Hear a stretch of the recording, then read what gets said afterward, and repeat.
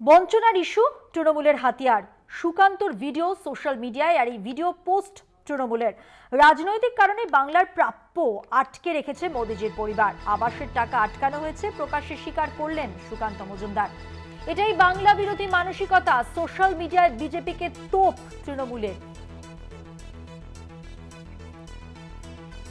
আক্রমণ সোশ্যাল মিডিয়ায় বিজেপিকে তৃণমূলের। দেখতেই পাচ্ছেন ঠিক কি বলা হয়েছে। একটা ভিডিও সোশ্যাল মিডিয়ায় ভাইরাল এবং সেখানে সুকান্ত মজুমদার প্রকাশ্যে স্বীকার করছেন আবাসের টাকা আটকানো হয়েছে।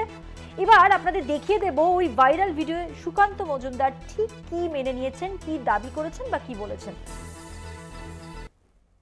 দেখেছি গরিব মানুষকে না দিয়ে তৃণমূলের চোরগুলো নিজেদের নেতাদের বাড়িতে সেই প্রধানমন্ত্রী আবাস যোজনার ঘর নিয়ে যায়।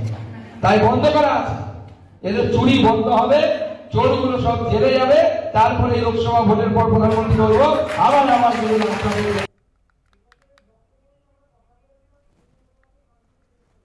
এবার তৃণমূল মুখপাত্র শান্তনু সেন তিনি কি বললেন সুকান্ত মজুমদারের এই যে বক্তব্য, ভিডিও যা ভাইরাল হয়েছে, প্রকাশ্যে তিনি যে দাবি করেছেন বা যা বলেছেন তাই নিয়ে শুনুন শান্তনু সেন তার বক্তব্যে কি বলছেন। এর আগেও তো তিনি বলেছেন যে আমি এক ফোনে টাকা এনে দিতে পারি। 100 দিনে বাংলা ভারতবর্ষের মধ্যে প্রথম হওয়া সত্ত্বেও 59 লক্ষ লোককে কাজ করিয়ে যে 2.5 বছর 100 দিনের টাকা দেওয়া হয়নি, এটা তো জলের মতো পরিষ্কার। এবং তারপরেও যখন 100 দিনের মজুরি বাড়ানো হলো তখনও তো বাংলা বঞ্চিত। কোন রাজ্যে 10% বাড়ছে, কোন রাজ্যে 9% বাড়ছে, সেখানে বাংলায় মাত্র 5%। সুতরাং পুরোটাই যে রাজনৈতিক প্রতিহিংসা পরায়ণতা, এটা তো নতুন করে প্রমাণ করার দরকার নেই, সবাই জানে।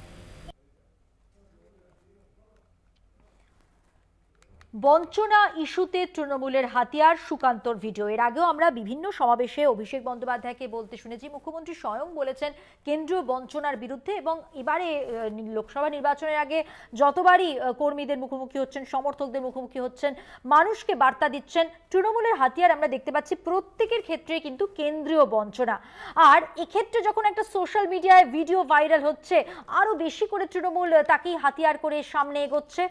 সেখানে দেখা যাচ্ছে যে প্রকাশ্যে কিছু কথা স্বীকার করেছেন সুকান্ত মজুমদার, আর সেই ভিডিওকে হাতিয়ার করেই কিন্তু এবার প্রচারে নেমেছে তৃণমূল।